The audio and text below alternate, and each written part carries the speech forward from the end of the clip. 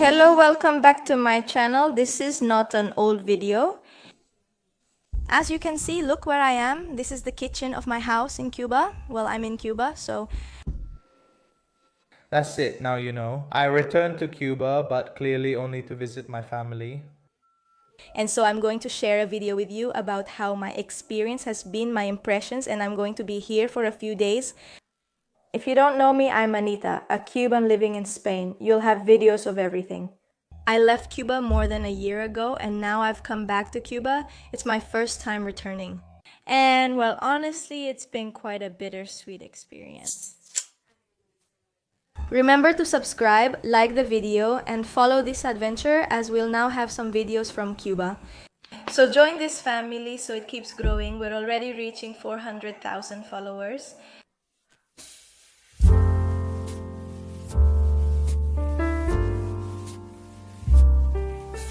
We're going to share with you our experience of arriving in Cuba.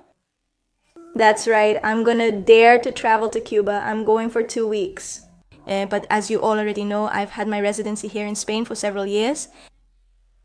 And one of the main things I considered when I got it, among many others, is Sion. I was returning to my home country, a place I had been desperate to escape. People would ask, why are you going back? You're leaving behind your loved ones.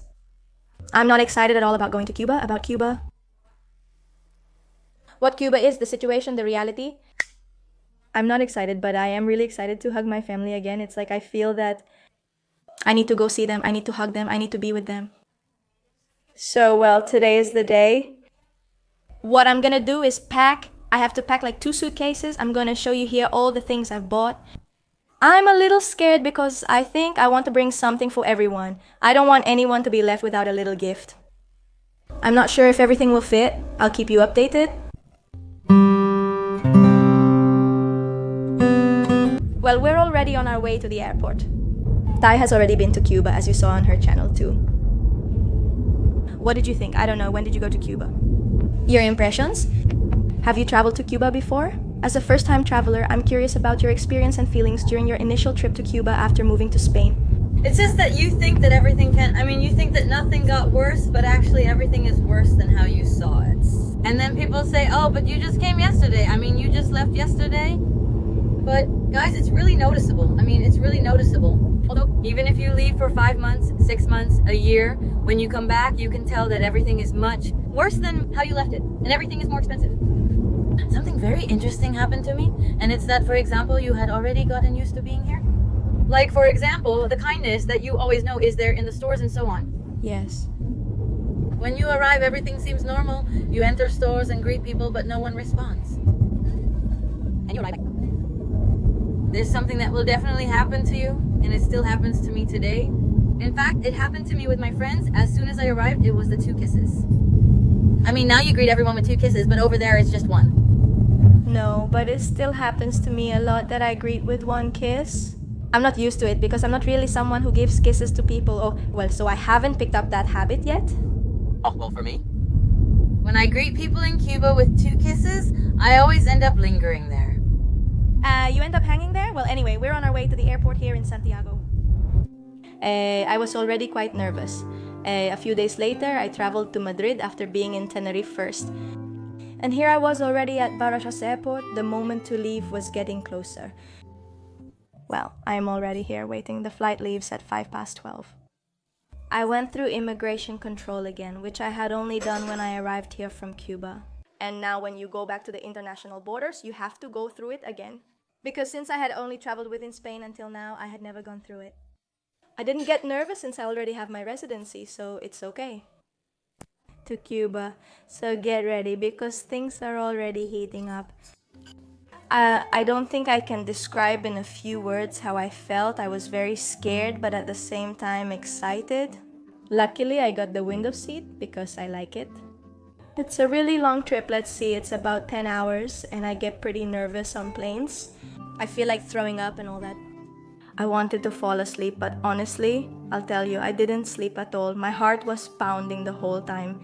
I started watching Friends on my Iberia flight, my comfort show to feel better as they have a great movie selection. I periodically checked our location during the long flight, as I couldn't fall asleep. I couldn't fall asleep due to my nerves. I kept checking the real-time flight map. Until finally, while we arrived, and my heart was in my throat. I felt really strange, like, am I really here after all this time? I could already feel the sun. The sun here is much stronger, and here we are landing in Havana. And well, what can I say? Honestly, I don't even know what to tell you. Some of my nearby relatives were waiting for me here and here, because I still have a long journey ahead to the province where my mom lives, and that's much farther away. The next day when I woke up, that's when I started to come to terms with reality a bit more. I went to see some of my relatives who live here in Havana, my uncle who took me to the terminal. On the way through Havana, I started to soak in reality again, how my country looks, how things are. And well, I think these images are enough for you to see. I mean, watch my videos in Spain, now see this reality in Cuba, and draw your own conclusions. It's like a country that's stuck or actually going backwards, not moving forward, everything stays the same, and honestly, it makes me really, really sad to see this. Well, here I am now in the terminal in Havana, because I'm staying in Havana, but here I'm going to Sancti Spiritus with my family, with my mom and all that. And I can already tell you that one of the things that's shocking me the most is the prices. The way everything is, the inflation is incredible. How much does this cost? A soda? How much? 260 pesos for this? When I left, this cost 100 or 50 or something like that. Prices are high, but salaries haven't changed except for those earning in dollars or euros. Here, they're really in debt. In debt, taxes are expensive, everything is sky high. I'm, as they would say in Spain, honestly freaking out. Well, I'm here already on the Guagua, on the bus to my province. I'm going to Santi Espiritu. I booked this bus from Spain using foreign currency because it's a service you pay for from abroad. It's not in local currency, mainly intended for foreigners, but many Cubans also use it. But from Cuba, I don't think you can pay for it. So these are things that leave you like... I'm leaving now, and well, now it's like 6 hours here. You'll see a bit of Cuban scenery here. As you can see, I'm extremely exhausted after many hours of travel, and I'm still not home. And well, now I'm going to wait here for 6 hours to see a bit of Cuban scenery. It's been a while since I've seen the countryside. I'll be making some videos for you later to discuss the strange feelings I've been experiencing that I don't fully understand. Likewise, people who have left and come back feel it too. And well, I'll be telling you about that little by little. All the changes I've seen, how I felt, the differences I've noticed. I don't know, I have to get organized because there's so much I have to talk about.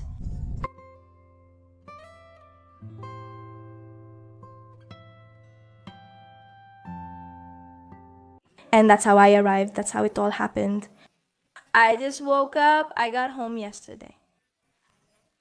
And now I'm recording this video for you, and I also want to share some of my first impressions with you. When I arrived, because I didn't leave a long time ago, honestly, I left. I should spruce up for this video, but we keep it natural here. I don't always get all fancy. I arrived at night, pretty late at night, and I hardly saw anything. Upon arriving in Havana, I didn't truly see the city, just things. The shock hit harder the following day. I arrived, went to bed, and the next day I finally went out into the streets to see a bit more of the reality. I left not long ago. Surely someone who left earlier. I don't know, because well, every experience is different. We're not going to talk about that. But I feel that even though I didn't leave a long time ago, I have been shocked. A lot of things, like for example, taking care of the houses in the streets. Over there in Spain, you know, I've always told you about it. I always talk about this. Everything is painted, fixed, and well maintained, with no potholes in the streets. Europe, in that sense, is very organized, always. And when I get back to Cuba again, I mean, I know things are like that. I'm not acting like a foreigner, but I do notice it. It kind of shocks me a lot to see all the houses with faded paint, the streets with potholes, the cars that are super old. For example, I got into a car in Cuba. Let me situate myself in time and space. And the cars here don't have seat belts. They've never had them. I've never worn a seat belt. When I first went to Spain, it was difficult for me to remember to put on my seatbelt. They would remind me, put on your seatbelt, as I would often forget. I got used to wearing a seatbelt, and now that I'm here, there aren't any. And it's like, and the cars also go super slow. I mean, they go really slow in the city. And that's also something like, well, there aren't those extreme safety measures. In Spain, of course, there are. Well, that surprised me too. The dirtiness, a lot, the dirty streets. I see people as sad, down. You know, everyone, like they're all trying to figure something out. Here's the yard with the guava tree. I missed it so much. This is guava. I'll eat one for breakfast. The guava from the tree. While they're opening the gates for me to get another guava, I must tell you something else that really shocked me. The prices. I brought money in euros, obviously. I exchanged them for the local currency, but now the local currency is at about 300 pesos for 1 euro. I exchanged a substantial amount of money anticipating high prices at my destination. I don't know how much I'm going to be spending, so I exchanged quite a lot of money. I don't remember exactly, but they gave me a big bundle of Cuban national currency bills. Despite my expectations, everything is very costly. The amount of money I thought would suffice will be depleted rapidly, as I was told. Because just taking a taxi in Havana to go get my brother already cost me 2,000 pesos. Is the monthly pension of a retiree only 2,000 pesos? 2,000 pesos. A taxi inside Havana. Then I bought myself a super expensive soda. Everything costs over 500 pesos now, which was already a significant amount when I lived here. Now 500 pesos means nothing. It's nothing. By the way, I'm going to give you a tip. For those of you who are coming and want to exchange your money, avoid exchanging at the bank due to their lower exchange rate. The bank exchanges the dollar at about 120. 1 euro, $1 at about 120. However, many people exchange money in the informal market on the street. This is supposed to be illegal, but everyone knows that everybody does it and nothing will happen to you. I exchanged it this way and got 300 for 1 euro, which is double what the government gives you. If you exchange it through the government, the national currency, you'll end up with half the money. But if you exchange it with someone on the street, like we say here, you have to exchange it on the street. So you have a lot more money because the bank gives you less. Look, they've already opened it for me here. Let's pick a little guava from the tree. Here's our backyard, and our little guava tree is huge. We also have plantains over there. Look at the small plantains. See the guavas, how the ripe ones are falling. But I don't like those. I like them when they're green. All set. How delicious. Here we have a guava straight from the tree at my house. How delicious. Another thing that surprised me is that it's not that hot. I arrived right when a cold front hit. Didn't I tell you I bring the cold with me? I even brought the cold to Cuba with a cold front. Here's my mom. Say hi. Sit here, Mom. I'm impressed. Things are much more expensive, but salaries haven't changed. What else? As I mentioned, everything here appears faded and neglected compared to Spain, where things are better maintained. That happens to me when I visit my hometown, Pedro Betancur. Like, over there in Matanzas, the soil is red, and here the soil is gray, so you don't see the dirt as much. That used to happen to me when I went from here to there. I saw the town as very dirty. But now, you're living in a city where everything is neat, and so everything seems broken to you. It's just that everything is broken. What didn't you notice before? Before, that was normal for us, especially for me. Now I'm unsure and don't want to seem like a foreigner, but it is what it is. Yes. Another thing is the trash cans and garbage thrown out on the streets. You don't see that over there either. There, all the trash is organized for recycling, including plastics, food, and oil. Everything is recycled. And you don't see a lot of trash on the street like that. The area where people throw trash is called a supiadero. Want me to take you to one? Now they come to the stairs here as everyone started talking and telling stories. And I wanted to talk to you about some other things, also about this trip to Cuba. I sometimes see comments on social media that I don't really focus on. I'm not dumb or stupid. I can go back to Cuba or return to Spain where I'm a legal resident, as I have residency in another country. Everyone lives their life as they choose. I don't criticize what others do as it doesn't interest me. And I left partly to improve my life, but also to help my family, and from there I help them, even being here. Unfortunately, I still can't bring them with me because that's very difficult and very expensive. But my family comes before anyone else's opinion. And every time I can come visit them, I will come visit them because to me they are more important than anything else. I'm not gonna be going to motels giving my money to other people. Do you know who I'm talking about? Back to what was once my reality.